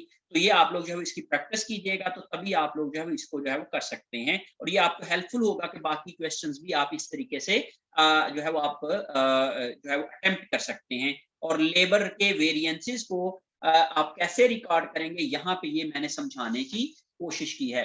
फिर उसके बाद इसकी रिक्वायरमेंट नंबर 3 जो है वो भी बड़ा सिंपल है। अब तो वो सारी चीजें हमारे पास जो भी गिवन है वो हमारे पास आ गई हैं, जो हमारे पास मिसिंग इंफॉर्मेशन थी वो भी आ गई है। तो मैं यहाँ पे देखता हूँ कि नंबर 3 के ऊपर उन्होंने हमसे पूछा है the variable manufacturing overhead, requirement number 3 में उन्होंने कहा जी compute the variable overhead rate variance for last year and verify the variable overhead efficiency variance given above. उन्होंने कहा जी कि वेरिएबल ओवरहेड वेरिएंसेस को भी आप कैलकुलेट करके बताएं। तो हम यहाँ पे वेरिएबल ओवरहेड के वेरिएंसेस कैलकुलेट कर लेते हैं। Variable overhead rate variance is equal to actual variable rate minus standard variable rate into actual hours. ये फॉर्मूला है बेसिकली। एक्चुअल वेरिएबल रेट और एक्चुअल आवर्स को जब आप मल्टीप्लाई करते हैं, या हम देख लेते हैं कि एक्चुअल वेरिएबल रेट उन्होंने हमें दिया है या नहीं दिया है। तो actual variable manufacturing rate is based on direct labour our, total actual variable manufacturing cost for the year is given. उन्होंने टोटल वेरिएबल कॉस्ट दे दी है, तो हम लोग जो है उसको ब्रैकेट को ओपन कर लेते हैं। Actual variable rate multiply by actual hours, ये बराबर होती है एक्चुअल कॉस्ट के, minus standard variable rate into actual hours, ये होती है स्टैंडर्ड कॉस्ट के। तो actual variable rate into actual hours, ये एक्चुअल कॉस्ट हमें दी गई है, that is given in our question, that is 19,800। तो मैं यहाँ पे ये वाली वैल्यू पुट कर लूंगा 19,800 की, और माइनस स्टैंडर्ड वेरिएबल रेट, ये हमें जो है वो स्टैंडर्ड वेरिएबल रेट जो है वो हमें हमारे क्वेश्चन के अंदर गिवन है। तो ये मैं आप लोगों के साथ शेयर कर रहा हूँ, that is 1.3 per hour. 1.3 per hour आप यहाँ पे लिख लेंगे, दैट इज स्टैंडर्ड रेट 1.3। और एक्चुअल आवर्स वर्क, अभी जो हम लोगों ने कैलकुलेट किया है एक्चुअल आवर्स, ये एक्चुअल आवर्स 16,500 आवर्स जो है वो हमने काम किया, तो यहाँ पे 16,500। और अगर आप लोग एक्चुअल वेरिएबल रेट भी निकालना चाह रहे हैं तो 19,800 को डिवाइड करेंगे आप 16,500 के ऊपर, तो आपके पास जो है वो एक्चुअल वेरिएबल रेट भी निकल आएगा। तो actual hours, actual variable rate जो है वो बेसिकली जो है वो आप इन दोनों को जब आप मल्टीप्लाई करोगे तो 1.2 आपके पास जो है वो रेट निकलेगा। जब आप लोग 19,800 को 16,500 पे डिवाइड करेंगे तो 1.2 निकल आएगा। तो ऐसे ही आप लोग 1.2 इंटू या इसकी अगर आप कैलकुलेशन करते हैं ऊपर वाले फॉर्मूला के मुताबिक ही, तो ये यहाँ पे आप लोग लिख सकते हो, यहाँ पे ये बेसिकली 1.2 मल्टीप्लाई बाय 1.2 माइनस 1.3, और फिर उसके बाद जो है वो आप इसको कर सकते हैं 1.2 माइनस 1.3 इंटू एक्चुअल आवर्स है जी 16,500 के साथ। और अब इसके साथ जो है वो ये आप फिर आपको ये सारा करने की जरूरत नहीं है, फिर आप क्या करोगे, इन दोनों का फर्क ले लोगे तो यह आ जाएगा 0.1 मल्टीप्लाई बाय 16,500, और इसी लिहाज से आप लोग 1,650 की आपके पास जो है ये फिगर आ जाएगी। और चूंकि आपका एक्चुअल वेरिएबल रेट कम है स्टैंडर्ड रेट से, तो इसलिए ये एक आपके पास फेवरेबल आ जाएगा, ये फेवरेबल वेरिएंस की फिगर आ जाएगी। अब आपको चूंकि यहाँ पे एक्चुअल वेरिएबल रेट गिवन नहीं था आपके क्वेश्चन में, एक्चुअल वेरिएबल रेट आप निकाल सकते हो actual variable cost divided by actual hours work, जो आपने पिछले वाली कैलकुलेशन के अंदर निकाल लेते। और अदरवाइज आप टोटल की कैलकुलेशंस को लेके भी आप कर सकते हो। फिर उसके बाद है जी variable overhead efficiency variance. Variable overhead efficiency variance बराबर होता है actual hours minus standard hours allowed multiply by standard rate. Actual hours अभी आपने यहाँ पे लिखा 16,500, और standard hours allowed for actual output, standard hours allowed हैं यहाँ पे, अभी हम लोगों ने यहाँ पे कैलकुलेट किए थे standard hours allowed for actual output, that is 16,000। ये जो आपके सामने शो हो रहे हैं, तो 16,000 मैं वहां पे भी लिख लूंगा 16,000, ओके। और मल्टीप्लाई बैक करूंगा स्टैंडर्ड रेट दैट इज 1.3, इन दोनों का जो फर्क आ गया वो आ गया हमारे पास 500, और मल्टीप्लाई बाय मैं 1.3 करूंगा तो ये आ जाएगा हमारे पास 1.3, 500 को 1.3 से मल्टीप्लाई करूंगा मैं, तो आपके पास आ जाएगा जवाब 1.3 मल्टीप्लाई बाय 500, तो ये आ जाएगा जी 650। और 650 ये फेवरेबल है कि अनफेवरेबल है, एक्चुअल आवर्स चूंकि ज्यादा हैं इसलिए कॉस्ट ये ज्यादा लगेगी, तो इसलिए ये अनफेवरेबल है। उन्होंने कहा कि आप इसकी क्या करें कि वेरिफिकेशन करें कि क्या आपने जो 650 का अनफेवरेबल वेरिएंस है वो यही आता है या उसमें कोई फर्क आता है। तो हमने यहाँ पे प्रूव कर लिया दोनों को लेके कि ये हमारे पास जो है वो वेरिएंस इस तरीके से आता है। अब इसके बाद जब इसकी जर्नल एंट्री हम कैसे कर सकते हैं, जर्नल एंट्रीज बेसिकली बेटे इसकी हम 3 स्टेप्स में भी कर सकते हैं और सिंगल में भी कर सकते हैं। मैं आप लोगों को पहले इसकी जो एक जर्नल एंट्री जो है वो हम लोग मैं आपको समझाने की कोशिश करूंगा। बेसिकली इसकी 3 एंट्रीज करते हैं 3 स्टेप्स में। ओवरहेड्स के लिए, फैक्ट्री ओवरहेड के लिए, फैक्ट्री ओवरहेड रिकॉर्डिंग जो होती है वो हम लोग 3 स्टेप्स में करते हैं। पहला स्टेप ये होता है कि हम लोग एक्चुअल एफओएच को रिकॉर्ड करते हैं। Number 1 recording actual FOH. Actual FOH की रिकॉर्ड करने के लिए आप करते हो एफओएच, या इसको चूंकि वेरिएबल की बात हम कर रहे हैं, वैसे तो वेरिएबल और फिक्स दोनों के लिए एक ही बात होती है, तो यहाँ पे हम कर लेते हैं जी F variable FOH account debit, variable FOH account debit, और वेरियस क्रेडिट्स जो हैं वो आप लोग इसको क्रेडिट कर देते हैं, वेरियस अकाउंट्स को आप क्रेडिट करते हैं। अब इन चीज को क्योंकि इनकी एक्चुअल जो कॉस्ट हमें गिवन है हमारे क्वेश्चन में वो है 19,800 की, तो यही हम लोग यहाँ पे 19,800 की कॉस्ट लिखेंगे। 19,800 और 19,800 से डेबिट और क्रेडिट कर देंगे। दूसरा हम करते हैं FOH अप्लाइड, और FOH अप्लाइड करने के लिए हम लोग करते हैं work in process account debit, और FOH जो है वो वे FOH कंट्रोल अकाउंट जो है वो कंट्रोल अकाउंट को हम क्रेडिट कर देते हैं। इसको हम लोग FOH कंट्रोल अकाउंट भी कहते हैं। ये आप लोग इसको FOH कंट्रोल अकाउंट कह लें, और वेरिएबल का चाहे आप वर्ड ना भी यूज करें कोई फर्क नहीं पड़ता। FOH कंट्रोल अकाउंट डेबिट और वेरियस अकाउंट्स क्रेडिट, ये जो हम लोगों ने यहाँ पे लिखा ये है वेरियस अकाउंट्स, वेरियस अकाउंट्स को क्रेडिट कर देते हैं।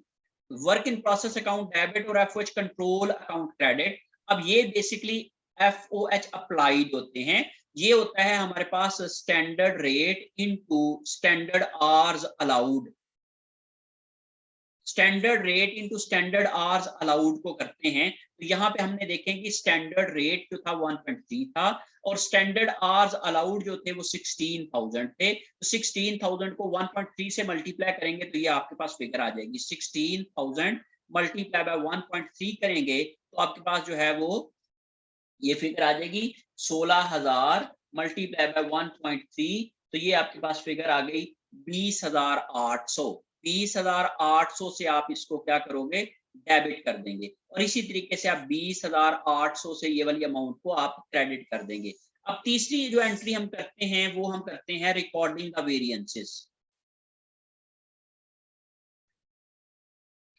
हम वेरिएंसेस को रिकॉर्ड करने के लिए हम क्या करते हैं कि यहाँ पे हम लोग FOH अप्लाइड अकाउंट को FOH अप्लाइड के अकाउंट को डेबिट करते हैं। यहाँ पे ये FOH कंट्रोल की बजाय आपने FOH अप्लाइड अकाउंट लिखना है। ये आपका FOH अप्लाइड अकाउंट है। FOH अप्लाइड अकाउंट को आप क्या करते हो, डेबिट करते हो, और फिर उसके बाद जो है वो आप FOH अप्लाइड अकाउंट है 20,800 की फिगर के साथ जो आपको यहाँ पे लिखी है, और इसके जो वेरिएंसेस आते हैं दोनों, वो जो भी अनफेवरेबल है वो अनफेवरेबल आपका डेबिट हो जाता है, जो फेवरेबल होता है वो क्रेडिट हो जाता है, तो आपका एफिशिएंसी जो है वो अनफेवरेबल है। तो वेरिएबल ओवरहेड एफिशिएंसी वेरिएंस वो डेबिट हो जाएगा, और अमाउंट उसकी लिखेंगे 650 650, और वेरिएबल ओवरहेड रेट वेरिएंस वो आपका जो है वो क्रेडिट हो जाएगा, क्योंकि वो फेवरेबल है, तो वो आपका आ जाएगा जी 1650। वो हम लोग लिखेंगे यहाँ पे 1650, और यहाँ पे आप लोग जो है वो जो जो आपने यहाँ पे आपने यहाँ पे किया था FOH कंट्रोल अकाउंट को, जो आप लोगों ने यहाँ पे डेबिट किया था, वो आप लोग जो है वो यहाँ पे FOH के कंट्रोल अकाउंट को आप क्रेडिट कर देंगे। FOH कंट्रोल अकाउंट को आप क्रेडिट कर देंगे, तो इस तरीके से आपके पास 19,800 जो है ये वाला आ जाएगा। तो अब देखिए जी 20,800 और 19,800, और इन दोनों को जब आप प्लस करोगे तो सेम अमाउंट जो है वो यहाँ पे भी आ जाएगी। तो इसलिए आप इसकी भी एंट्री जो है इस तरीके से देखिए जी, FOH control account debit, FOH control account credit cancel हो गया, FOH वेरिएंस आ गया, वेरिएंस आ गया, FOH अप्लाइड अकाउंट डेबिट और FOH अप्लाइड अकाउंट क्रेडिट ये भी कैंसिल हो गया। तो अल्टीमेटली आपकी जो एंट्री बनेगी वो work in process account debit, और ये वेरिएंसेस आ जाएंगे, और वेरियस अकाउंट्स, वेरियस जो क्रेडिट्स होते हैं वो क्रेडिट हो जाएंगे। अब अगर मैं इसकी नटशेल में इसकी एक ही एंट्री करूं, तो आप बेटे वर्क इन प्रोसेस को चूंकि आप FOH अप्लाई करते हो, तो वो आप वर्क इन प्रोसेस के अकाउंट को डेबिट करेंगे, और इसकी अमाउंट होगी standard rate into standard hours की अमाउंट के साथ। स्टैंडर्ड रेट था 1.3 और स्टैंडर्ड आवर्स थे आपके पास 16,000। इस तरीके से आपने 20,800 से इसको डेबिट कर दिया। फिर उसके बाद है वो आप लोगों का वेरिएबल ओवरहेड एफिशिएंसी वेरिएंस जो है वो आपका जो है वो अनफेवरेबल आ रहा है, वो है 650 के साथ, और फिर वेरिएबल ओवरहेड रेट वेरिएंस जो है वो आपका आपका जो है वो फेवरेबल आ रहा है, वो है 1650 के साथ, वो आपने क्रेडिट कर देना है। और एंड के आप लोग वेरियस वेरियस अकाउंट्स के फिगर को आप लोग जो है वो actual FOH, actual variable FOH जो भी होते हैं, फिक्स्ड है या वेरिएबल है, उसके साथ आप इसको क्रेडिट कर देते हैं और वो अमाउंट आप लोगों को एक्चुअल एफओएच की अमाउंट जो है वो आप लोग इसकी कैलकुलेट भी कर सकते हैं और अदरवाइज आपको दी हुई है दैट इज 19,800 की फिगर है और ये आप लोग actual hours multiply by actual rate के साथ भी आप इसको कैलकुलेट कर सकते हो। तो इस तरीके से आप लोग ये सिंगल एंट्री भी कर सकते हैं। आई वुड प्रेफर कि आप लोग जो है वो ये एक सिंगल एंट्री ही करें जब आप लोग जो है वो वेरिएंसेस को रिकॉर्ड कर रहे हों। मैंने तीनों एंट्रीज करके भी आपको समझा दिया है, लेकिन आप लोग सिंगल एंट्री जब करेंगे तो आप इस तरीके से इसकी सिंगल एंट्री भी कर सकते हैं और प्रेफरेबल यही है कि आप लोग सिर्फ सिंगल एंट्री करें। उसकी जो वर्क इन प्रोसेस को आप अप्लाइड एफर्ट चार्ज करते हैं और जो एफिशिएंसी और रेट वेरिएंसेस होते हैं उसी तरीके से डेबिट और क्रेडिट करते हैं अगर वो फेवरेबल और अनफेवरेबल जिस तरीके से भी हैं। और वेरियस अकाउंट्स को आप लोग एक्चुअल एफओएच के अमाउंट के साथ क्रेडिट कर देते हैं 19,800 के साथ। वो इसके जो है वो वेरियस क्रेडिट्स होते हैं या अकाउंट्स पेएबल होते हैं, ये जो भी होता है तो आप लोग जो है वो ये एक इसकी बेसिकली रिजल्टिंग एंट्री होती है, वो आप लोग एक एंट्री भी कर सकते हैं। तीनों एंट्रीज मैंने आप लोगों को इसलिए समझाई है कि तीनों एंट्रीज भी आप लोगों के जहन नशीन होनी चाहिए कि वेरिएबल ओवरहेड को आप रिकॉर्ड करने के लिए तीन एंट्रीज कैसे करते हैं। और इसके बाद जो है वो हमारे पास फिक्स्ड एफओएच के होते हैं। ये मैं फिक्स्ड एफओएच का आपको थोड़ा सा क्वेश्चन कराऊंगा, वेरिएबल के साथ मैंने आपको ऑलरेडी काफी सारा काम करा दिया है। फिक्स का मैं आप लोगों को थोड़ा सा जो है वो इसके इसके हवाले से थोड़ा सा काम कराऊंगा, फिर उसके बाद जो है वो हम लोग आज के टॉपिक जो हम कंक्लूड कर लेंगे। ओके, अब बेटे हम लोगों ने फिक्स्ड ओवरहेड वेरियस के हवाले से जो कैलकुलेशंस होती हैं और उसको जो हम एंट्री करते हैं वो हम कैसे करते हैं, इसके लिए मैंने आप लोगों के साथ मैं आप लोगों के साथ एक क्वेश्चन शेयर करता हूं और फिर हम लोग जो है उसमें से उसकी कैलकुलेशन जो है वो मैं आपको समझाता हूं। या मैं उन्होंने कहा जी कि ये एक फोर वेरिएंस एनालिसिस के साथ है जिसमें वेरिएबल और फिक्स्ड ओवरहेड के वेरिएंसेस की बात हो रही है। तो यहाँ पे बेसिकली हमने वेरिएबल ओवरहेड के हवाले से अगर मैं कैलकुलेशंस करूंगा तो फिर वो वही वाली कैलकुलेशन है जैसे मैंने आप लोगों को पहले बताया है। तो अगर मैं इनकी जो है वो आपको फिक्स्ड ओवरहेड के हवाले से कैलकुलेशन समझाने की कोशिश करूं तो मैं पहले फिक्स्ड ओवरहेड के वेरिएंसेस की बात कर लेता हूं। तो फिक्स्ड ओवरहेड में हम लोग फिक्स्ड ओवरहेड वेरिएंसेस जो हैं वो हम कैसे कैलकुलेट करते हैं और कौन कौन से करते हैं। नंबर वन, फिक्स्ड के अंदर हम लोग कैलकुलेट करते हैं fixed overhead spending variance. Fixed overhead spending variance बराबर होता है actual fixed rate multiply by actual hours work minus budgeted fixed rate multiply by budgeted hours. Budgeted hours या प्लान्ड आवर्स, इसको हम लोग प्लान्ड आवर्स भी बोलते हैं और बजटेड आवर्स भी बोलते हैं। ये बेसिकली इन दोनों का जो फर्क होता है वो हमारा स्पेंडिंग वेरिएंस कहलाता है। अब इन दोनों को जब हम लोग ये एक्चुअल फिक्स्ड आवर्स और एक्चुअल फिक्स्ड रेट और एक्चुअल आवर्स को कहेंगे तो ये एक्चुअल फिक्स्ड कॉस्ट है, एक्चुअल फिक्स्ड कॉस्ट। ओके, और यहाँ पे अगर या इसको एक्चुअल एफओएच कह लें आप, एक्चुअल फिक्स्ड कॉस्ट की बजाय इसको हम एक्चुअल फिक्स्ड एफओएच कह लें।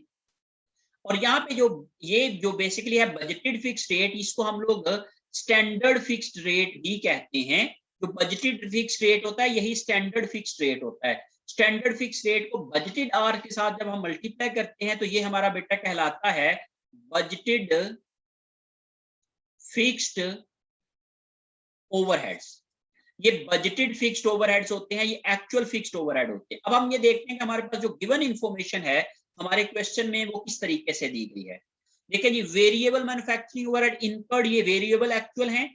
फिक्स्ड मैन्युफैक्चरिंग ओवरहेड इनकर्ड ये फिक्स्ड ओवरहेड हैं जो एक्चुअल फिक्स्ड ओवरहेड हैं। ये 3,73,000 हमें दिए गए हैं तो हम लोग इसको फॉर्मूला के जरिए से करने की बजाय टोटल फिगर को लेके हम लिख लेते हैं। तो ये 3,73,000 की एक्चुअल फिक्स्ड ओवरहेड की फिगर दे दी गई है।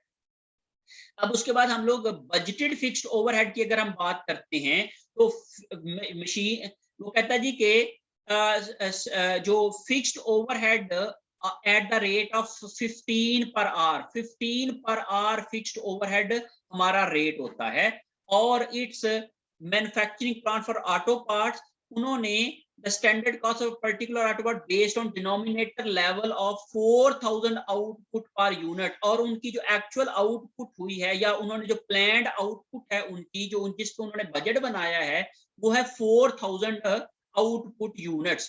अब 4000 आउटपुट यूनिट हैं और एक यूनिट को बनाने के ऊपर जो है वो include 6 machine hours of variable manufacturing overhead at 8 per hour and 6 machine hours for fixed manufacturing overhead at 15 per hour। Fixed rate है 15 पर आवर और एक यूनिट बनाने में 6 मशीन आवर्स लगते हैं। तो 4000 यूनिट अगर उन्होंने बनाने हैं, एक यूनिट पे 6 मशीन आवर्स लगते हैं, तो उनके पास बजटेड आवर्स आ जाएंगे। तो यहाँ पे मैं लिखने जा रहा हूँ उनका फिक्स्ड रेट जो है वो 15 है और बजटेड आवर्स जो है वो बजटेड आवर्स जो है वो बराबर होंगे budgeted output multiply bye hours per unit. Budgeted output उन्होंने ये कहा कि हमें जो गिवन है हमारे क्वेश्चन में दैट इज 4000। तो मैं यहाँ पे लिख लेता हूँ जी 4000 उनके पास बजटेड आउटपुट है और एक यूनिट के ऊपर 6 आवर्स लगते हैं। तो इसी तरीके से 24000 जो है उनके पास बजटेड आवर्स आ जाएंगे। तो 15 को मैं 24000 के साथ मल्टीप्लाई करूंगा तो ये मेरे पास आ जाएगा 3,73,000 की ये एक्चुअल कॉस्ट है, माइनस 15 मल्टीप्लाई बाय 24000 के साथ करूंगा तो ये 3,60,000 की ये वाली बजटेड कॉस्ट आ जाएगी। इन दोनों को जब मैंने फर्क लिया तो ये 13,000 के मेरे पास जो है वो डिफरेंस आ जाएगा, ये वेरिएंस है। और चूंकि एक्चुअल कॉस्ट है 3,73,000 और बजटेड कॉस्ट है 3,60,000 तो मेरे पास फिर ये अनफेवरेबल वेरिएंस आ जाएगा। तो मेरे पास unfavourable fixed overhead spending variance आ गया। इस तरीके से मैं स्पेंडिंग वेरिएंस की कैलकुलेशन कर सकता हूं।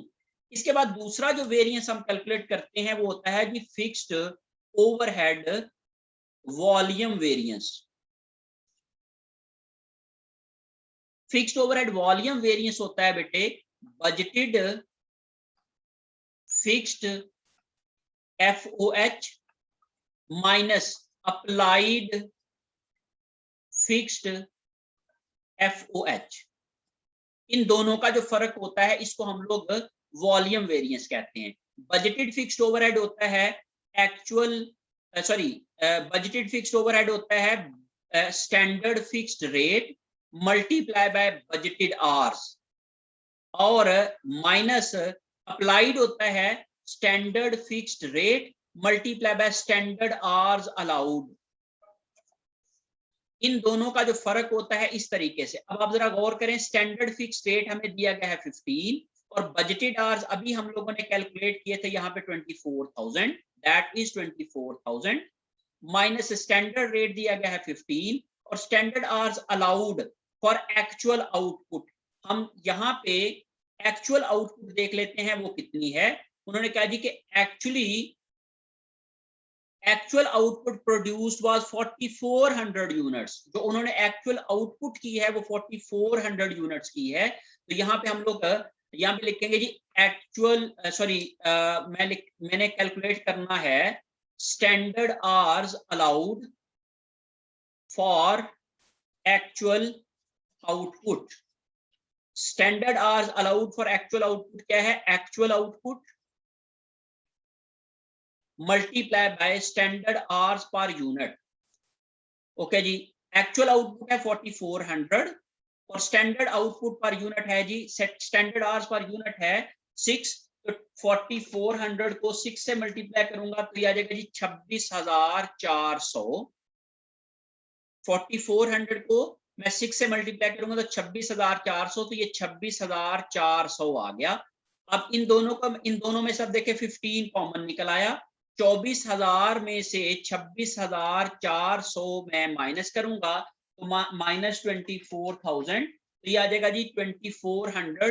15 मल्टीप्लाई बाय 2400 आ गया। इसको जब मैं 15 से मल्टीप्लाई करूंगा तो ये आ जाएगा जी 36,000। तो ये 36,000 मेरे पास जो है वो ये एब्सोल्यूट अमाउंट आ गई इसके वेरिएंस की। अब ये बेसिकली क्या है कि ये फेवरेबल है कि अनफेवरेबल है। हमने कहा कि हमने बजट किए थे 24,000 आवर्स, लेकिन हमने जो एक्चुअली काम किया है वो किया है 26,400 आवर्स का। मीन हमने उन्हीं फिक्स्ड एक्सपेंसेस में within those fixed